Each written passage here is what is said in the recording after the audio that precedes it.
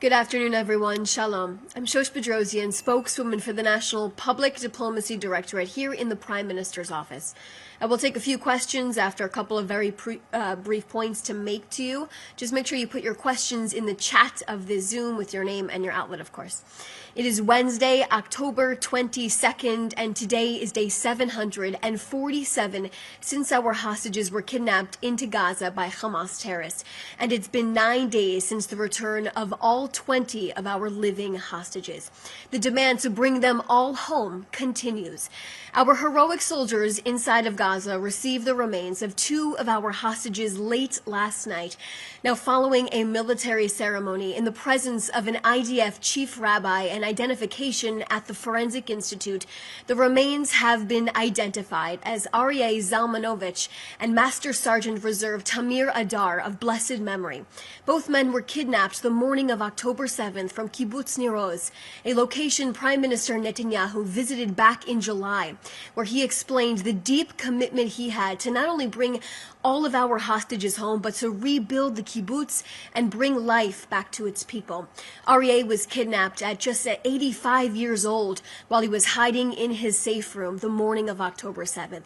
Now, Aryeh was kidnapped alive that morning, and a video emerged of him wounded and bleeding as he was being kidnapped on a motorcycle. It was found out that he was later murdered in captivity by Hamas's monster terrorists. He was the oldest hostage in captivity as well. Tamir was 38 years old when he was severely wounded and kidnapped on the morning of October 7th after he left his home and his family to defend the kibbutz, as he was the deputy security coordinator and member of the emergency response team. Alongside his team, he fought against hundreds of terrorists. He did not survive the injuries. May their memories be a blessing. Hamas continues to hold the bodies of 13 of our hostages inside of the Gaza Strip right now. We will not forget that.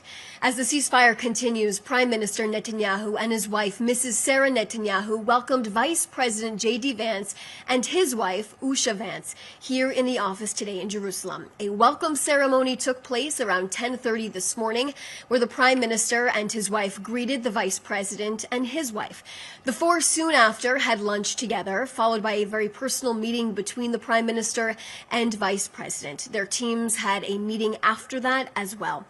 Both the Prime Minister and Vice President spoke a few hours ago together to the press, which many of you have probably heard, discussing the days of destiny that are ahead of us, describing the unmatched alliance and partnership between Israel and the United States as a tight-knit friendship that shares common values and goals.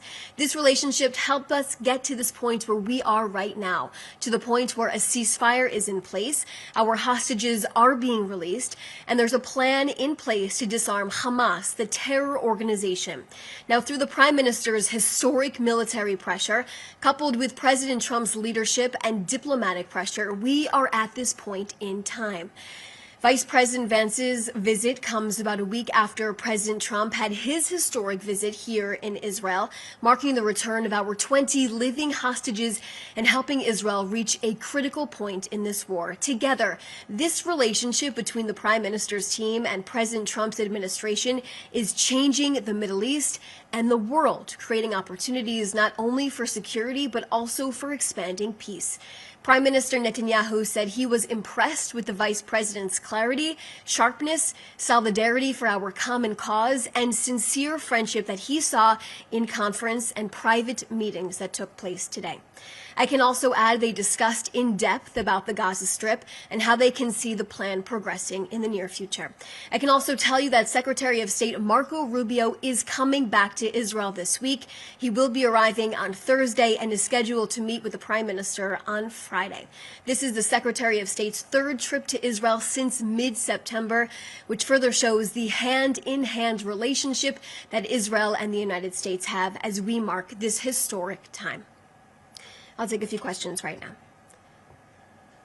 The first question, Peter Smith, ITV News. Have you been investigating or have you investigated the images and allegations coming from international NGOs in Gaza that Palestinian detainees were returned showing signs of torture and execution? Is this the condition the bodies were in when Israel, sent them over.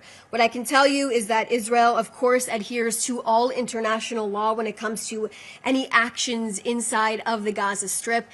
These types of reports that come out, Peter, is just more evidence and more efforts to demonize Israel, as so many media outlets continue to do on a daily basis.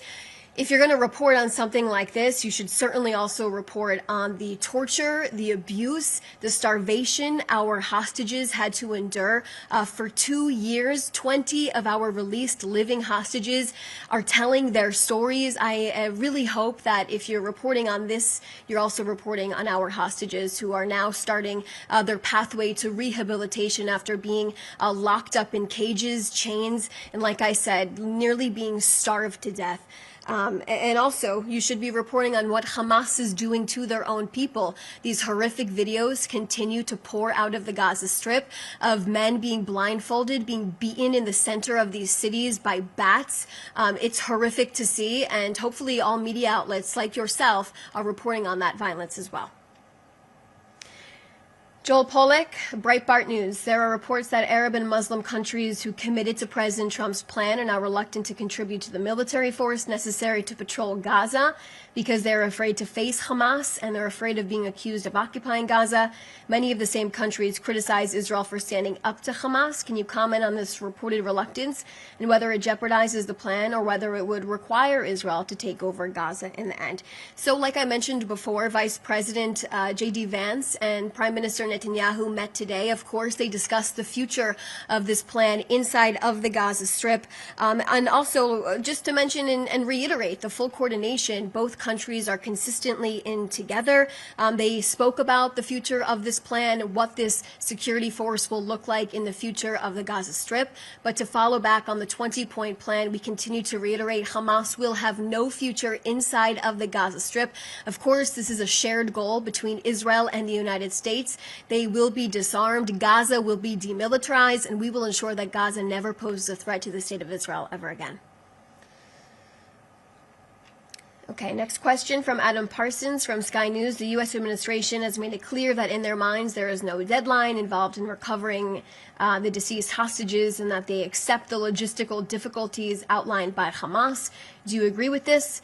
And following on that, when will you be reopening the Rafah crossing? The Rafah crossing is currently closed at this point in time, but aid continues to come into the Gaza Strip as per the plan, as per Israeli policy. But going back to your question about the hostages, we are committed to bringing every single hostage back home. The Prime Minister has made this commitment. He's made this promise since day one of this war. He will bring everyone back home, even when people here in the government doubted that the Prime Minister could do it. Here he is. We are 2 years later in this war. 20 of our living hostages have come home, and we have 13 deceased hostages left inside of the Gaza Strip. The Prime Minister has made it abundantly clear no one will be left behind, and we are demanding for the release of our 13 deceased hostages that are still in captivity at this point in time. It is a war objective. It is objective from the beginning the Prime Minister set, and it is objective he will be following through on.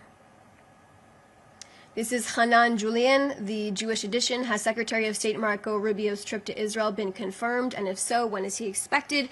I confirmed in this briefing, I'm not sure if you heard, but Secretary of State Marco Rubio will be arriving on Thursday. He will be meeting with the Prime Minister on Friday. Those are all the questions that I see right now. Okay. Thank you all so much for joining. Appreciate your time.